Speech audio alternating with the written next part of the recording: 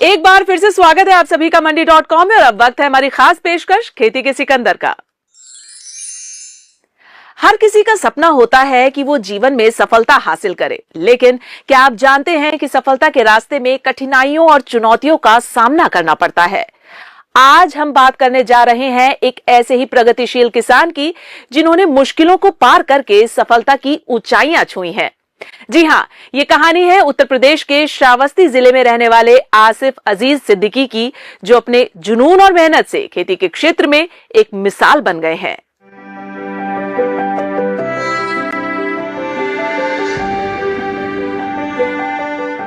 हर व्यक्ति जीवन में सफल होना चाहता है, लेकिन सफलता हासिल करना इतना आसान नहीं।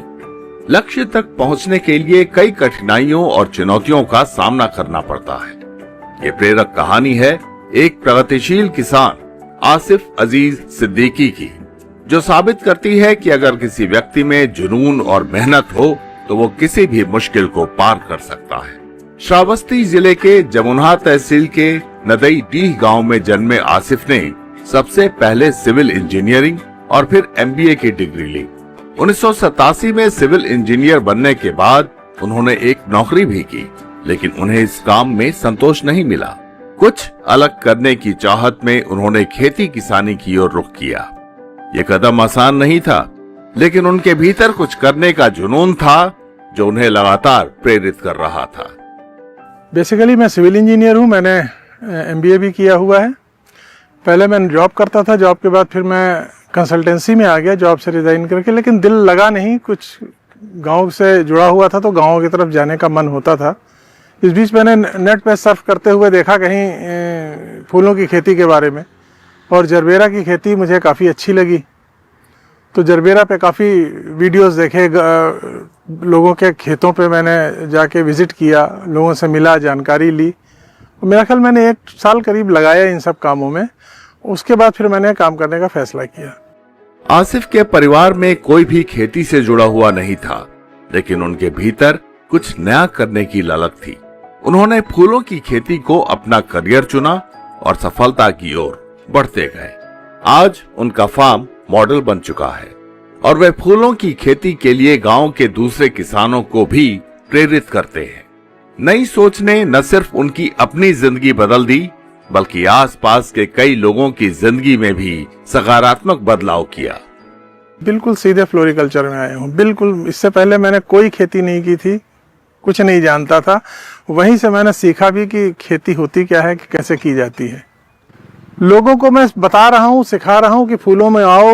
जरबेरा एक्चुअली काफ़ी महंगा, इसका प्रोडक्शन में काफ़ी ज़्यादा पैसे लगते हैं, तो लोग उससे थोड़ा बचते थे। तो अब मैंने गेंदा लगाया 2 साल से। गेंदा लगा के लोगों को गेंदा बता रहा हूँ। धीरे धीरे लोग गेंदा में जा रहे हैं। आसिफ याद करते हैं कि जब उन्होंने फूलों की खेती शुरू की थी तो उन्हें कोई अनुभव नहीं था, लेकिन जब उन्होंने फूलों की खेती के बारे में पढ़ाई की तो उन्हें लगा कि वे ये काम अच्छी तरह कर सकते हैं। उन्होंने 1 साल तक फूलों की खेती के बारे में विस्तार से जानकारी ली और फिर अपने फार्म पर काम करना शुरू किया। शुरू में उन्हें कम आमदनी हुई, लेकिन धीरे धीरे काम बढ़ता गया और आज वे सालाना 20 से 30 लाख रुपए का कारोबार कर रहे हैं। देखिए, जब आप फूलों को देखते हैं तो बहुत अच्छा लगता है। तो बस मैंने भी सबसे पहले फूलों को देखा और मुझे भी अच्छा लगा कि मैंने कहा कि चलो फूलों में ही करते हैं, देखते हैं इसमें कैसा होता है। फिर इसके ऊपर जब स्टडी की और इतने साल का और चीज़, बिजनेस का एक्सपीरियंस, नौकरी का एक्सपीरियंस, तो मुझे काफ़ी समझ में आया कि नहीं, ठीक है, इसको हम मैनेज कर सकते हैं। एकदम से जब आते हैं तो फील्ड में तो इतना नहीं होता। वो 1 साल 1.5 साल का पीरियड ऐसा रहा जिसमें कुछ भी नहीं मिला। फिर उसके बाद धीरे धीरे आने लगी इनकम। अब मैं 20 से 30 लाख रुपए साल के कमा लेता हूँ आराम से। आसिफ का कहना है कि पहले फूलों की खेती में कई समस्याएं आई। लोग मजाक उड़ाते थे और कहते थे कि वे ज्यादा दिन तक नहीं टिक पाएंगे, लेकिन आसिफ ने हिम्मत नहीं हारी और अपनी मेहनत से हर समस्या का हल निकालते गए। उन्होंने अपने सभी कर्मचारियों को ट्रेनिंग दी, जिससे उनके फार्म पर काम बिना रुकावट के आगे बढ़ता गया। उन्होंने खुद फूलों की खेती की सारी प्रक्रियाएं सीखी और कई अनुभवी किसानों से मार्गदर्शन लिया।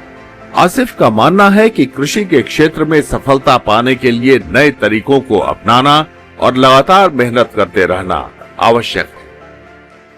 परेशानियां तो आती हैं, कोई भी नया काम हम शुरू करें तो परेशानियां आती हैं, इसमें भी आई। लोग देखते थे तो हंसते थे, मेरे सामने मेरे मुंह पे हंसते थे। गांव की लैंग्वेज में बोलने तो कहते थे भाग जाई हैं, ये 2 महीना न टिकी हैं, भाग जाई हैं, इस तरह की बातें किया करते थे। मीन्स लोग भाग जाएंगे, 2 महीना भी नहीं टिकेंगे। लेकिन करते करते परेशानियों का हल फिर ढूंढा ही जाता है, और ढूंढ के 1 साल थोड़ा सा दिक्कत रही, उसके बाद फिर कोई प्रॉब्लम नहीं, फिर चल रहा है। मैंने अपने सारे स्टाफ को भी बिल्कुल ट्रेन कर दिया है, अब वो सब भी आराम से कर रहे हैं, अब तो कोई दिक्कत ही नहीं है। आसिफ की जिंदगी में अहम मोड़ 2015 में आया, जब उनकी मुलाकात बाराबंकी जिले के मशहूर फूल किसान मोइनुद्दीन से हुई। मोइनुद्दीन की फूलों की खेती देखकर आसिफ को लगा ये उनके लिए अच्छा रास्ता हो सकता है।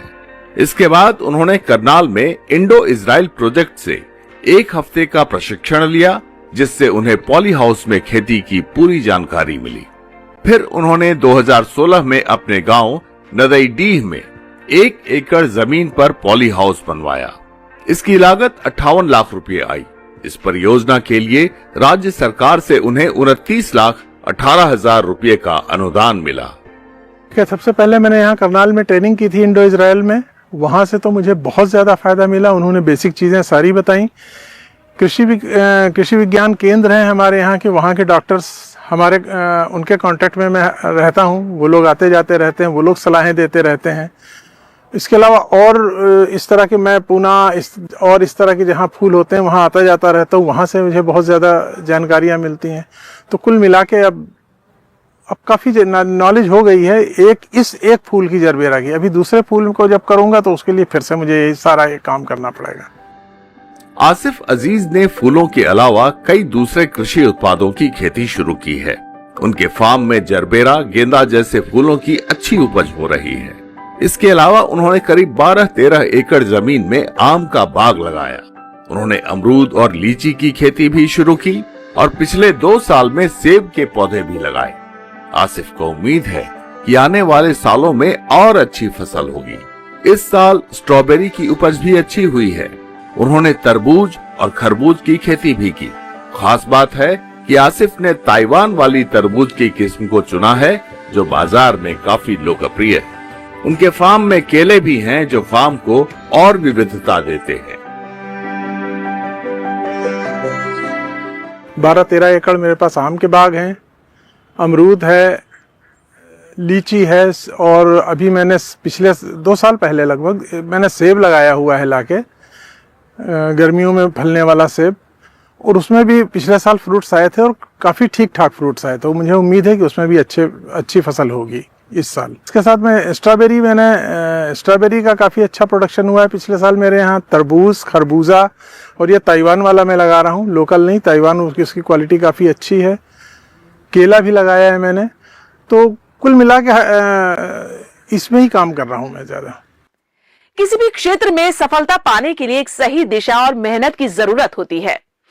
आसिफ अजीज सिद्दीकी ने भी अपनी नौकरी छोड़कर खेती के क्षेत्र में कदम रखा और साबित किया कि अगर आत्मविश्वास और मेहनत हो तो किसी भी क्षेत्र में सफलता प्राप्त की जा सकती है। यहां रुकेंगे एक और छोटे से ब्रेक के लिए, आप कहीं मत जाइएगा, हम तुरंत हाजिर होते हैं।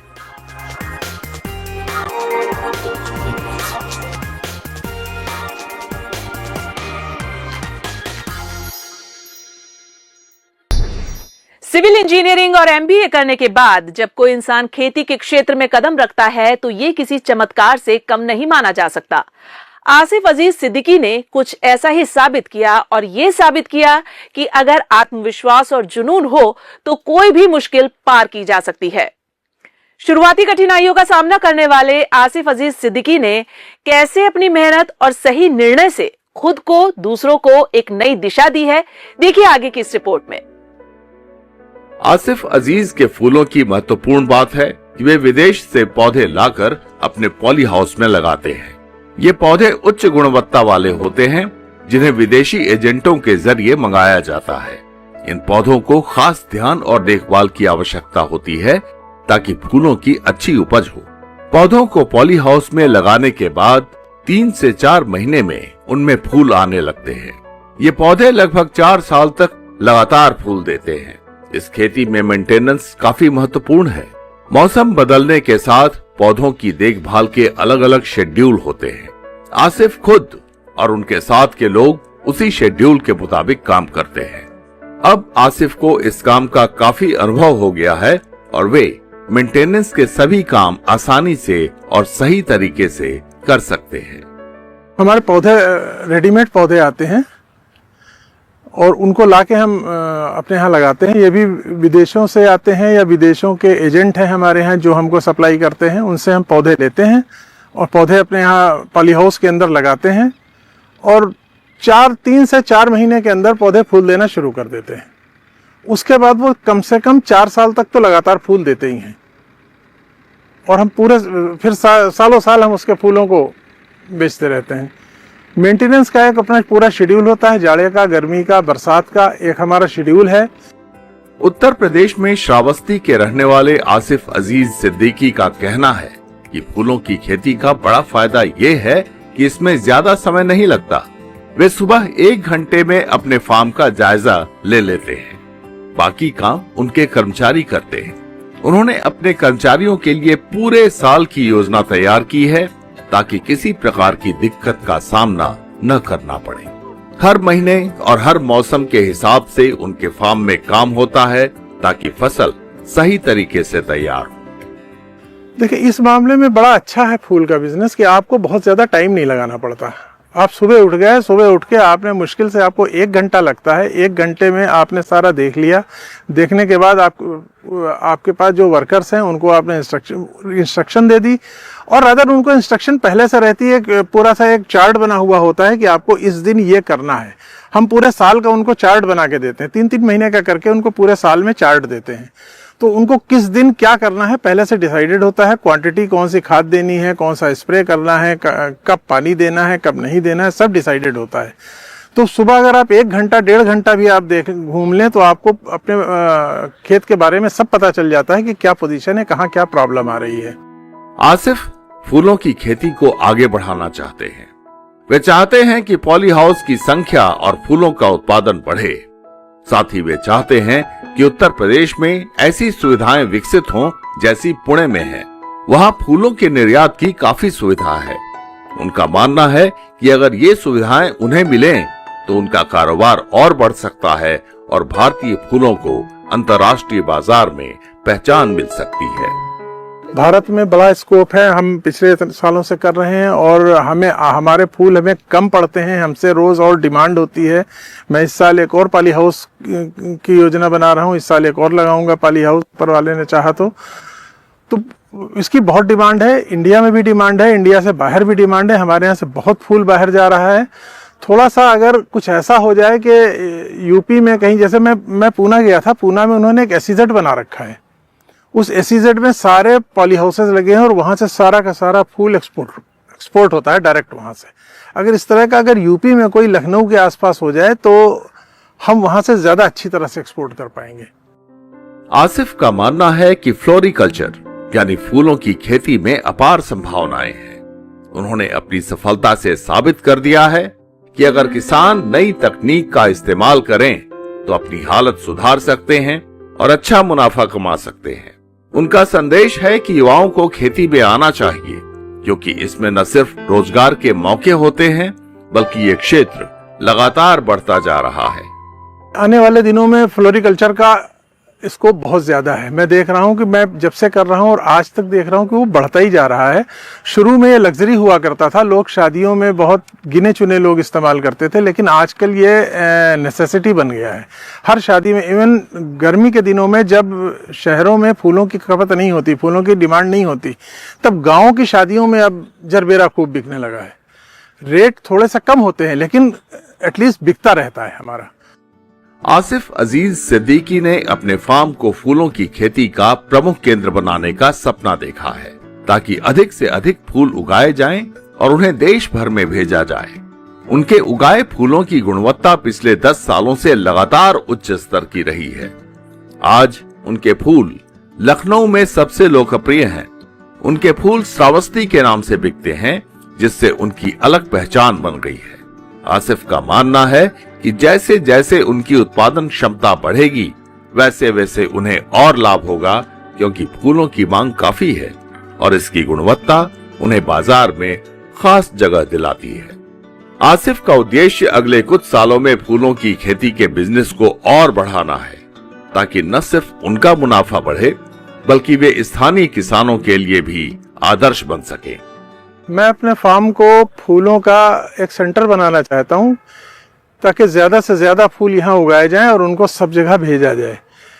मैं इस साल एक और पॉली हाउस का प्लान कर रहा हूं और कोशिश कर रहा हूं कि हर साल एक पॉली हाउस लगाया जाए, ताकि फूलों पर ही हम काम कर सकें, क्योंकि हमारे फूल की क्वालिटी बहुत अच्छी है। आसिफ ने अपने अनुभवों से सीखा है कि खेती में सफलता के लिए जरूरी नहीं कि किसान बड़े पैमाने पर काम करें। अगर वे छोटे स्तर पर सही तरीके से काम करते हैं तो भी अच्छा मुनाफा कमा सकते हैं। किसानों को सही मार्गदर्शन मिले तो वे अपनी भी माली हालत सुधार सकते हैं और देश के विकास में भी योगदान दे सकते हैं। मंडी.com के लिए अनिल वत्स के साथ किशन भारद्वाज। मंडी.com में आज बस इतना ही। अगले सप्ताह में फिर आऊंगी किसानों को प्रेरणा देने वाली सफलता की एक कहानी और दूसरी जरूरी खबरें लेकर। तब तक के लिए नमस्कार और आप देखते रहिए दूरदर्शन किसान। आपकी राय हमारे लिए बहुत महत्वपूर्ण है। आप हमारे टोल फ्री नंबर पर कॉल कर सकते हैं और अपनी राय दे सकते हैं। साथ ही आप ईमेल के जरिए भी हमें अपनी राय दे सकते हैं। हमारा ईमेल पता है ncdexmandi@gmail.com।